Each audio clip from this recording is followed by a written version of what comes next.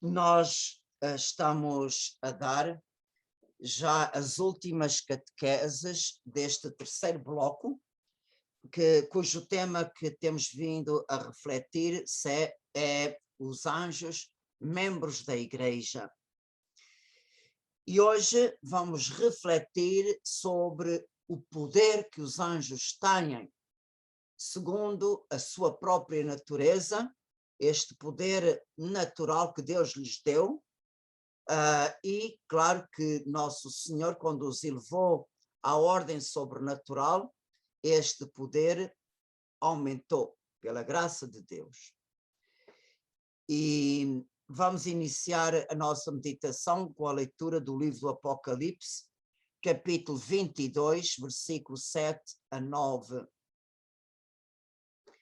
Feliz daquele que guarda as palavras da profecia deste livro. Sou eu, João, que vi e ouvi estas coisas. Depois de as ver e ouvir, prostrei-me aos pés do anjo que me as mostrava para o adorar. Mas ele disse-me: não faças isso, sou um servo como tu, como os teus irmãos os profetas, e como aqueles que guardam as palavras deste livro. Adora a Deus.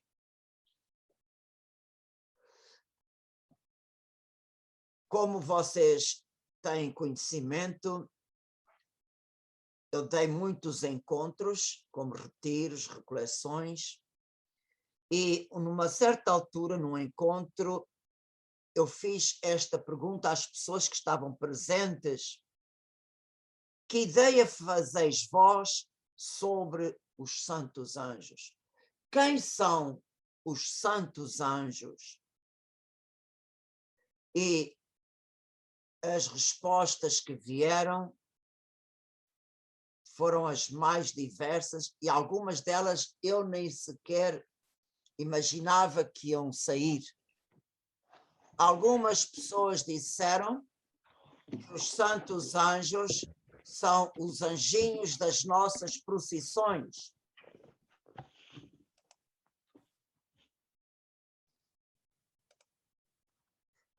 Houve outras pessoas que disseram que os santos anjos são aquelas cabeças de bebés que estão aos pés das imagens de Jesus e Nossa Senhora, aquelas cabecinhas de bebés gordinhos com duas asinhas brancas.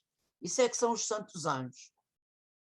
Outros disseram: os anjos são as almas das crianças que morrem depois do batismo. E houve outra pessoa que ainda disse isto, que os anjos são as almas das pessoas que ainda não vieram ao mundo. Eu realmente fico a olhar para as pessoas porque não esperava estas respostas. E podemos perguntar: será que os santos anjos são mesmo isto? Com toda a certeza que não, pois não é isto que a Igreja nos ensina, tanto com base na Bíblia, como na base da tradição. Cada vez que a Igreja se refere a estes seres invisíveis criados por Deus, nos apresenta muito diferente destas ideias que foram referidas. Os anjos que aparecem na Bíblia são muito diferentes dos anjinhos das nossas procissões, ou aqueles bebés, cabeças de bebés com duas asinhas que estão aos pés das imagens de Jesus e de Maria. Também são muito diferentes das almas das crianças que morrem depois do batismo, e muito menos, são almas das pessoas que não vieram ao mundo, porque Deus no céu não tem almas pré-fabricadas. Portanto, quando é que Deus criou uma alma? É quando o corpo é concebido. Portanto, quando na Terra um corpo é concebido, nesse mesmo momento, Deus cria uma alma para unir àquele corpo concebido, para que aquele corpo concebido se torne num ser humano.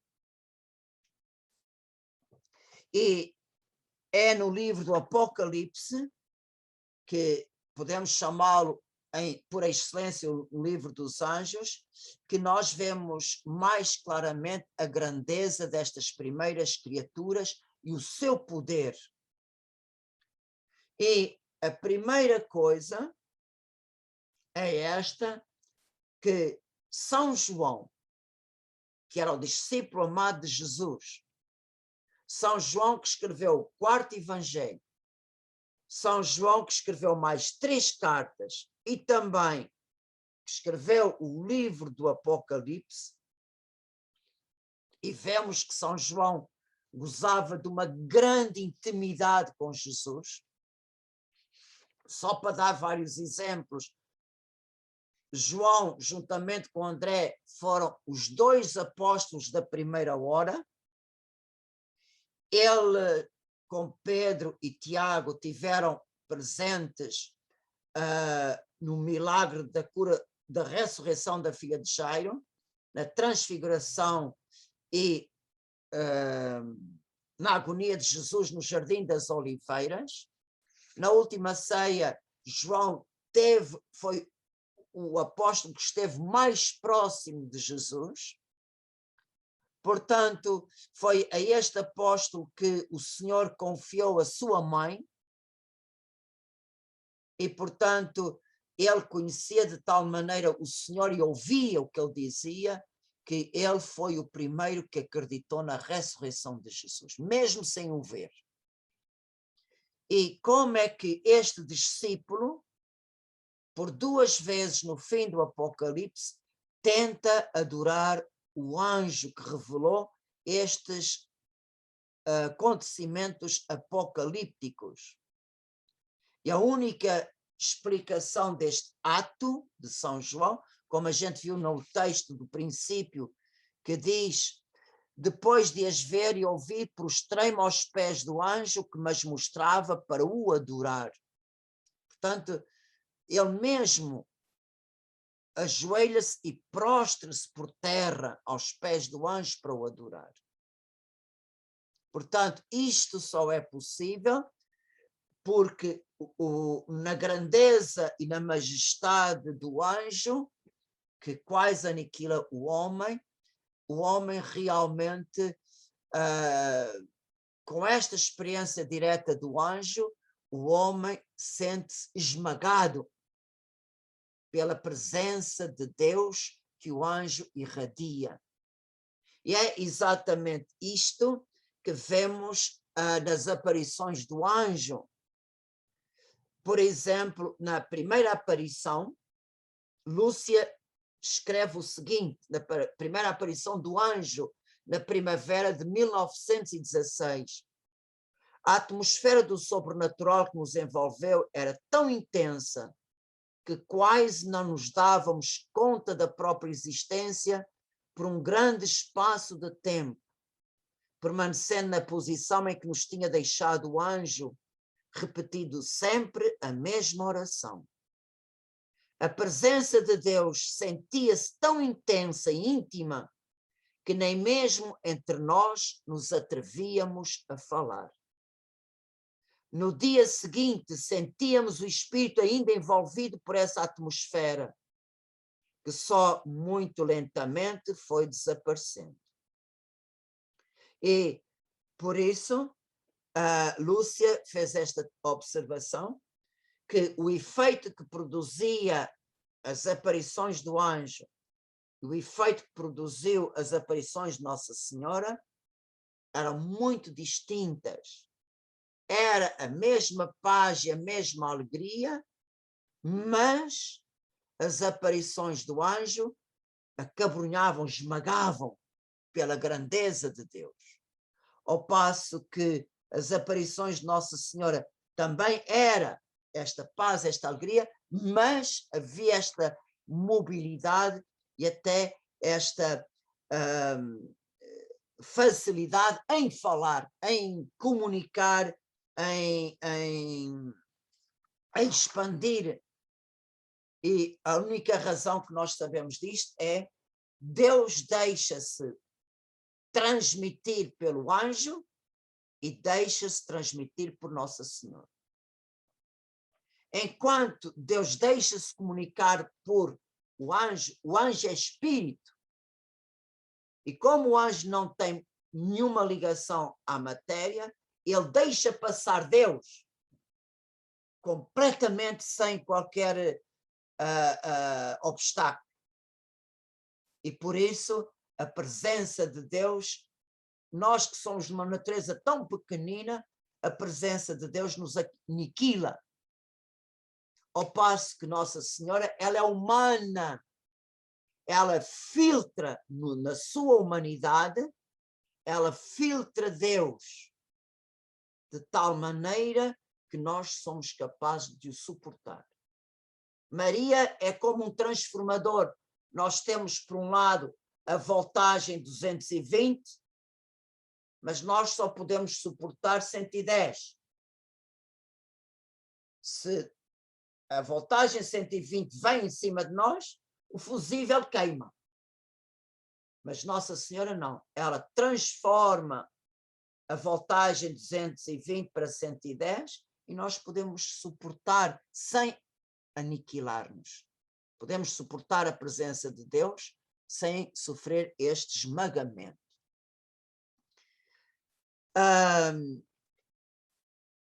Na Sagrada Escritura, nós temos vários exemplos que nos dizem como os justos da Sagrada Escritura viram os santos anjos.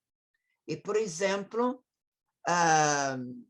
no livro do Apocalipse, capítulo 10, São João descreve um dos anjos que ele contemplou da seguinte maneira: vi a seguir um outro anjo poderoso descer do céu, envolvido numa nuvem. Por cima da sua cabeça estava o arco-íris. O seu rosto era como o sol e as suas pernas como colunas de fogo. Vocês acham que os anjinhos das nossas procissões se comparam a isto? E São Mateus descreve assim o anjo no domingo de Páscoa que removeu a pedra do sepulcro de Jesus. Mateus 28, versículo 1 e 3. Ao alvorecer do primeiro dia da semana, Maria de Magdala e a outra Maria foram visitar o sepulcro. Nisto houve um grande terremoto, pois o anjo do Senhor, descendo do céu, aproximou-se e removeu a pedra, sentando sobre ela. O seu aspecto era como de um relâmpago e a sua túnica branca como a neve. Imaginem, só o anjo se aproximar provocou um terremoto. E vemos que o seu aspecto era como de um relâmpago. E, ao mesmo tempo, a sua túnica branca como a neve. Também no livro dos Atos dos Apóstolos, capítulo 12, e nós já vimos isto, o anjo que libertou Pedro da prisão. É extraordinária a ação do anjo. Enquanto Pedro estava encerrado na prisão, a igreja rezava a Deus insistentemente por ele. Na noite anterior ao dia em que Herodes contava fazê-lo comparecer diante do tribunal, Pedro estava a dormir entre dois soldados da guarda à prisão. De repente apareceu o anjo do Senhor e a masmorra foi inundada de luz. O anjo despertou Pedro, tocando-lhe no lado e disse: ergue-te depressa. E as correntes caíram das mãos. O anjo prosseguiu: põe o cinto e calça as sandálias. Coisa que Pedro fez. Depois disse-lhe o anjo: envolve-te na tua capa e segue-me. E Pedro seguiu. Depois de atravessarem a primeira porta da guarda e a segunda, chegaram à porta de ferro que dá para a cidade. a qual se abriu por si mesma, saíram avançando por uma rua e logo o anjo se retirou junto dele. Portanto, vocês vejam, o anjo, só a sua presença iluminou a masmorra toda. E só a palavra do anjo ergue depressa as correntes que estavam nas suas mãos caíram. E, ao mesmo tempo, eles atravessaram a primeira e a segunda guarda, que não deram por eles. E quando chegaram à porta de ferro, que dá para a cidade, só pela proximidade do anjo, ela abriu-se por si mesma e eles saíram para a rua. O anjo nem foi preciso tocar na porta de ferro. Só a sua presença, a porta abriu-se por si própria. E São Tomás de Aquino dá-nos testemunho sobre o poder dos santos anjos com as seguintes palavras: cada estrela, cada planeta, o Sol, os corpos celestes, sem a exclusão dos maiores, tem o seu anjo da guarda, que os mantém nos seus respectivos cursos e lhes evita qualquer possível desvio. Portanto, nós podemos ver que administração é esta. O Senhor mantém os corpos celestes no universo segundo as suas leis pelo trabalho dos anjos. São eles que verdadeiramente, pela força divina da sua sabedoria, eles mantêm tudo em ordem. Portanto, vemos que poder têm estas criaturas para serem eles, em nome de Deus, os que cuidam de todas as criaturas de todo o universo. E também o cardeal Newman fala-nos sobre o poder dos anjos no seu sermão 29. Ele diz-nos a certa altura estas palavras que eu vou-vos ler porque são tão bonitas que eu nem sequer tenho a coragem de as modificar. É a vontade de Deus que nos permite mover-nos, o que não obsta a que possamos afirmar com verdade que somos nós que nos movemos. Porém, como se movem os ventos, a água, a terra ou o fogo? Aqui interpõe-se a Sagrada Escritura e parece dizer-nos que a admirável harmonia dos elementos é obra dos anjos. Aqueles sucessos que atribuímos ao acaso, como o estado do tempo ou a natureza, como as estações, são o cumprimento de deveres para com Deus, que rege pela ação dos seus anjos, os ventos e, por meio desses seus ministros, as chamas de fogo. Por exemplo, o anjo dotou com propriedades medicinais a piscina de Betsaida. E não há motivo para duvidar que outras fontes receberam a virtude de sarar por ministério semelhante, posto que é invisível. O fogo do Monte Sinai, os trovões, os relâmpagos, foram obra dos anjos. E no Apocalipse lemos que existe um anjo que refreia os ventos. Confere Apocalipse 7. E nós podemos dizer como é que são os anjos na sua realidade, como eles estão diante de Deus, descobertos, sem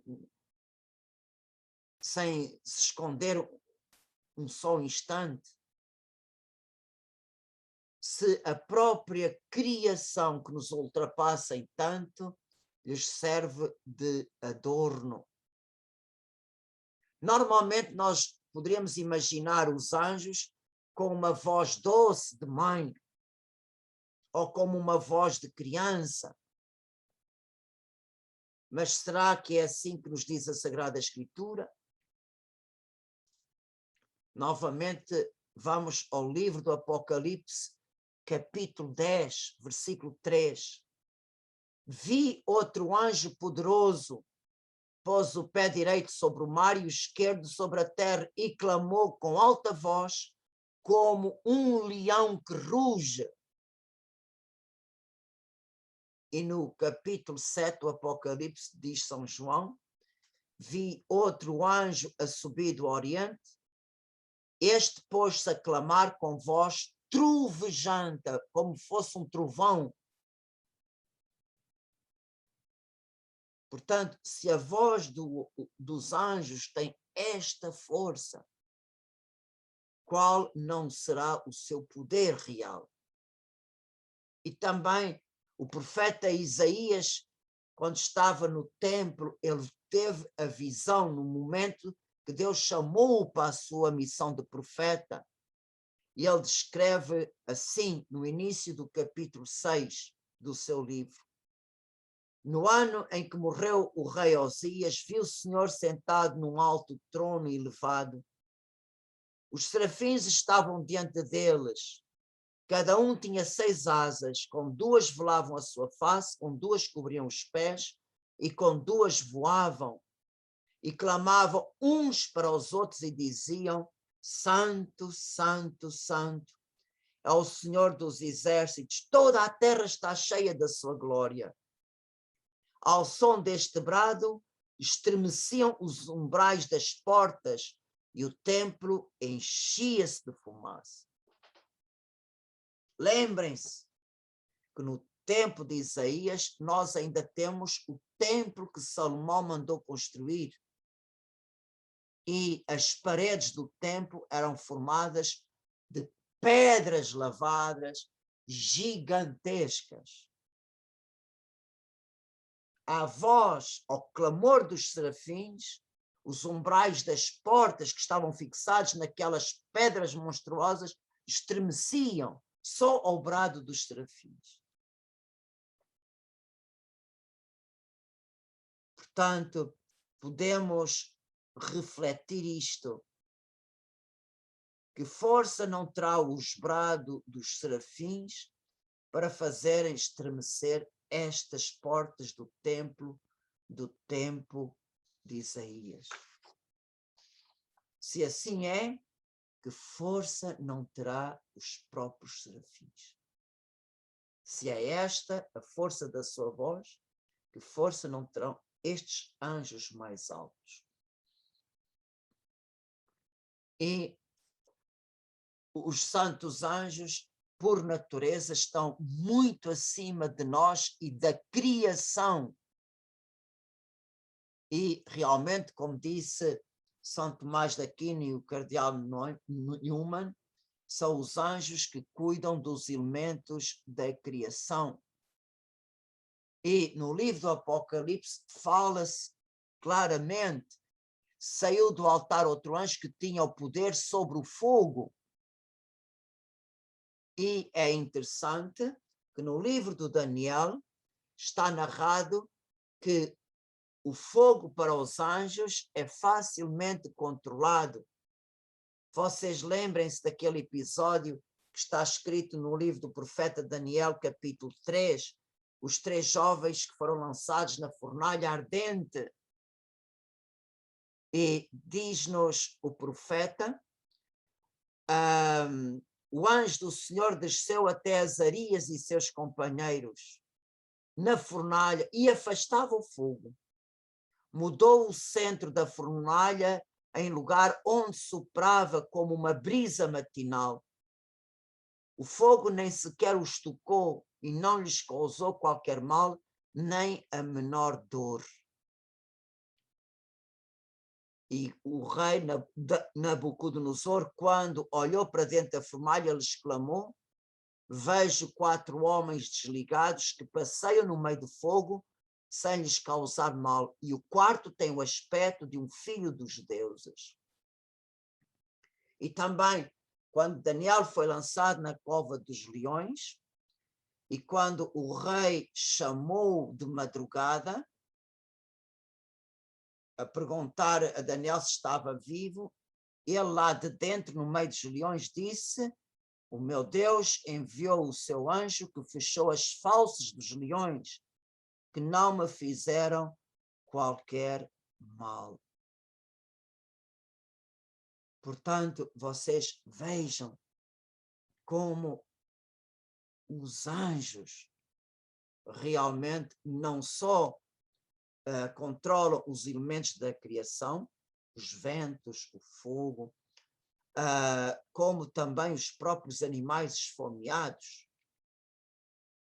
Portanto, vemos ao longo da Sagrada Escritura, ao longo da história da salvação, há fenómenos da natureza que se atribui aos anjos. Por exemplo, aquilo que causou a destruição de Sodoma e Gomorra foi causado por 2 anjos que vieram salvar a família de Lot.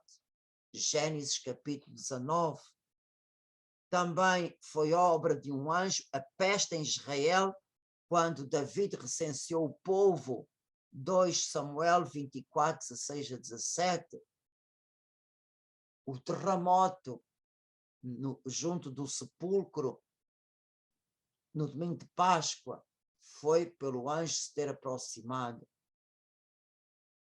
Portanto, vocês vejam como realmente, se nós contemplarmos com os olhos da fé, nós vemos em toda a harmonia, em toda a beleza da criação, nós vemos por detrás um trabalho incessante daquelas criaturas que actuam para cumprir a vontade de Deus e realizar as suas obras. Portanto, a natureza não é algo morto, inanimado, não. A natureza é viva. E por detrás estão a ação angélica. E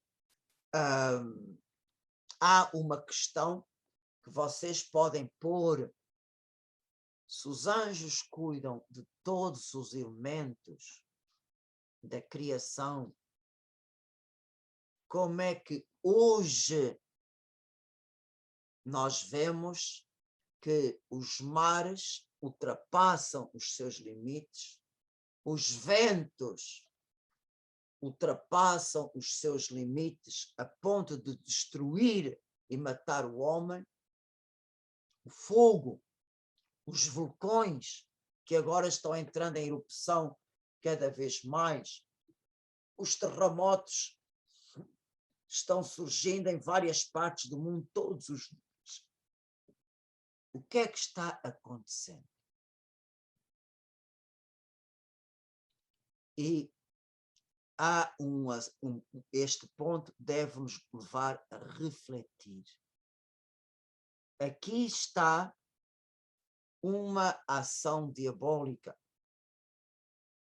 Deus sabe os porquês, mas o certo é que o demónio está se servindo do homem para destruir a ordem na criação. Deus deu ordem ao homem de ser o administrador. Administrar significa cuidar de alguma coisa que não lhe pertence. Nós não somos donos da criação, somos administradores. Entramos neste mundo sem nada e morremos sem nada. Deixamos cá tudo. Se alguma coisa fosse nossa, nós levávamos connosco. Mesmo a nossa casa, que já está paga e mais que paga, Se a gente deixar de pagar as taxas, vocês vão ver se o governo não faz as suas providências. Portanto, nós realmente somos meros administradores. Tudo nos é dado por empréstimo até a hora da nossa morte.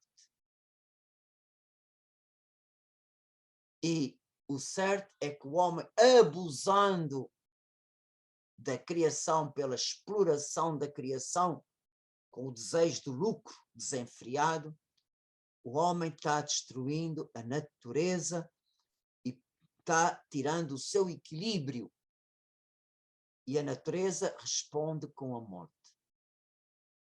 Eu tive um professor que dizia-me: Deus perdoa sempre.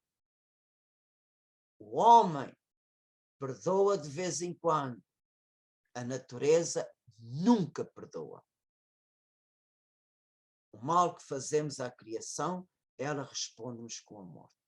Mesmo com o nosso corpo. E uma coisa é certa. Por que é que nós estamos a ver a criação que perde, ultrapassa os seus limites para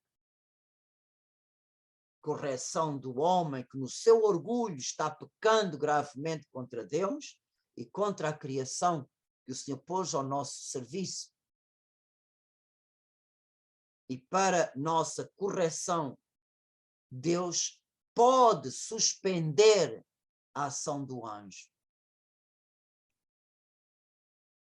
Por exemplo, o anjo da água. Deus suspende a ação deste anjo e o mar ultrapassa os seus limites. Deus suspende a ação do anjo que freia os ventos, e temos ventos ciclónicos. O anjo que controla o fogo deixa de agir e nós vemos como a natureza realmente, os vulcões, por exemplo, os incêndios incontroláveis. E aí, por estes meios, o Senhor abaixa o orgulho do homem. Tu sabes muito, tu podes muito, mas o teu poder e a tua sabedoria têm um limite. Tu não passas de uma criatura. E perante as catástrofes naturais, o homem é obrigado a dobrar o pescoço. Perante a força da natureza, não há ciência nenhuma que valha. Até mesmo o tempo, com todas as previsões meteorológicas, é mais as previsões que se enganam do que aquelas que se acertam. Como a sabedoria do homem é tão pequena. E é nestas limitações que o homem realmente é obrigado a acordar e é obrigado a reconhecer que há qualquer coisa acima de nós. Por isso, nós estamos a assistir todos estes fenómenos, todas estas catástrofes naturais. E podemos chamar isto um castigo? Não. Não é um castigo. É um apelo, um chamamento de Deus. Vê as consequências de tudo aquilo que tu estás a fazer. Vê. Estás a destruir a tua própria casa, o teu próprio planeta que criei para ti. E realmente o homem é obrigado a refletir, é obrigado a dobrar o joelho. E digo-vos, nesta pandemia, neste tempo de sofrimento tão grande, quantas pessoas têm voltado para Deus. vamos dizer que isto é um castigo? Não, é uma misericórdia. Porque muitos têm despertado. Outros continuam a dormir. Bom, é porque a cruz ainda não lhe bateu à porta com a força necessária. Quando lhe bater à porta, a pessoa vai acordar. Por isso, realmente é importante que todos estes sinais da misericórdia divina nos faça refletir, nos faça pensar. Mas podemos ter a certeza que a natureza é cuidada por Deus através dos santos anjos. Mesmo em alturas precisas, Deus suspenda o labor dos santos anjos para nossa correção, para realmente nós nos despertarmos. E, portanto, é um destes mensageiros que a carta aos Hebreus os compara aos ventos ou às chamas de fogo.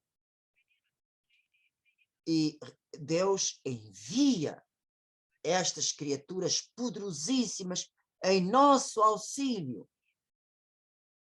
Eu digo-vos uma coisa, se Deus nos mostrasse por um instante o nosso anjo da guarda tal como ele é, eu digo-vos, nós não teríamos mais coragem de fazer um só pecado na sua presença.